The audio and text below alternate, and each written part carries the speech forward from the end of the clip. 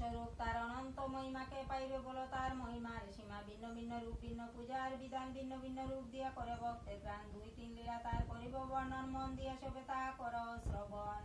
দুর্গারূপে যেইভাবে সুরত রাজা রক্ষা দেবী করে এবে বনিয়া আমি তার পরম ধার্মিক রাজা সুরত রাজন চন্দ্রবংশে জন্ম তিনি করেন ধারণ। শত্রুঘ্ন তার রাজ্য করিল হরণ, গোপনে করেন তিনি অরণ্যে গমন। তথায় বেদস মুনি তারে মন্ত্র দিল, দুর্গারূপ ধ্যান করি দেবীকে তুষিল। তুষ্ট হয়ে নির্গতিকে দিলা দেবী বর, বর পেয়ে রাজা অতি প্রফুল্ল অন্তর। নিঃশত্রুগণে করি সমূলে সংহার, নষ্ট রাজ্য পাইলেন তিনি পুনর্বার। মঙ্গল চণ্ডিকার রূপ করিয়া ধারণ, যে লীলা করিলা দেবী শুনো এখন। সদাগর ছিল এক নাম ধনপতি, লহনা কুল্লনা তার 2টি যুবতী।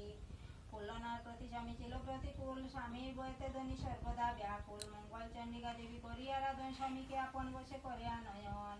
তৎপর বাণিজ্য যাত্রা করে সদাগর, কুল্লনাকে বলে তথা আসিতে সত্য। দেবীর পূজায় ছিল কুল্লনা তখন, আসিতে পারিল না সে তোরা সে কারণ। সদাগর যে তথা বিলম্ব দেখিয়া ভাঙ্গিল দেবীর গড়, ক্রোধে দণ্ড দিয়া